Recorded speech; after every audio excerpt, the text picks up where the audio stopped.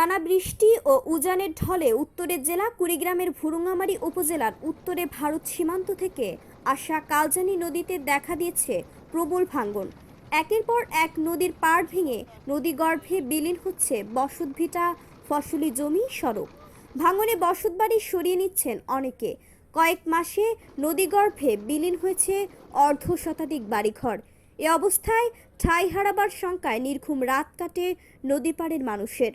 এইবার আমি 11 বার বাড়ি হারাইছি, এবার 13 বার হবে, 12 বার 13 বার হবে। বাড়িঘর ভাঙলে মধ্যে পিন্ডা বেড়ে গেছে গা।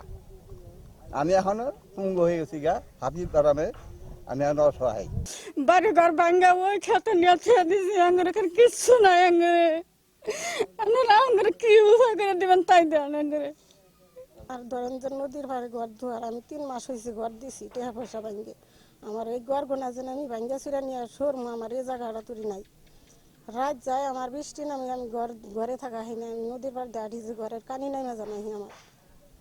আমি কিভাবে চিন্তায় টেনশনে পড়ছি আমি এটা কোয়াহারি না। ভুরুঙ্গামারীর ধলডাঙ্গা ও উত্তর ধলডাঙ্গা এলাকায় 3 কিলোমিটার ব্যাপী এলাকা জুড়ে কালজানি নদীতে বেশ কিছুদিন ধরে চলছে প্রবল ভাঙন।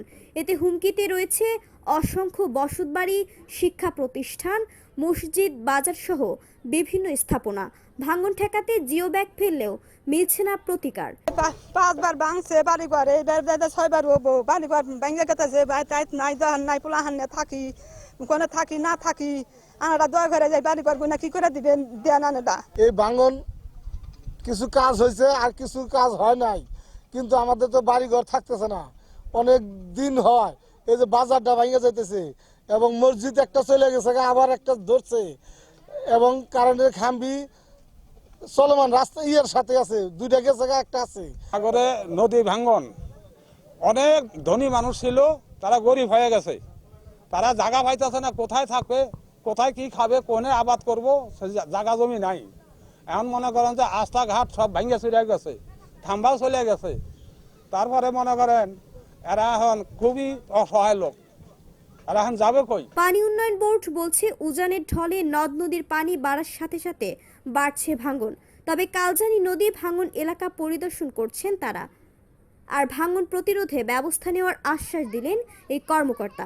ভুরুঙ্গামারী উপজেলায় কালজানি নদীতে ইতিমধ্যে ভাঙন সংঘটিত হয়েছে। আমরা পরিদর্শনও করেছি, জেলা প্রশাসন সহ আমাদের তত্ত্বাবধায়ক প্রকৌশলী মহোদয় সহ। অলরেডি জিও ব্যাগের কাজ শুরু হয়েছে, আমরা 2টি প্যাকেজের অনুমোদন পেয়েছি, সেভাবে কার্যক্রম শুরু হয়েছে। ইতিমধ্যে ভাঙন কিছুটা কন্ট্রোলে এসেছে। উজানের ঢলে কুড়িগ্রামের নদ নদীগুলোতে যেমন বাড়ছে পানি, তেমনই শঙ্কায় পড়ছেন নদী পাড়ের হাজারো মানুষ। আর ভাঙন প্রতিরোধে স্থায়ী বাঁধ নির্মাণে সরকারের হস্তক্ষেপ কামনা করছেন কুড়িগ্রামের মানুষ। ভুরুঙ্গামারী থেকে FK আশিকের রিপোর্টে জান্নাতুল জেসমিন, নয়া খবর।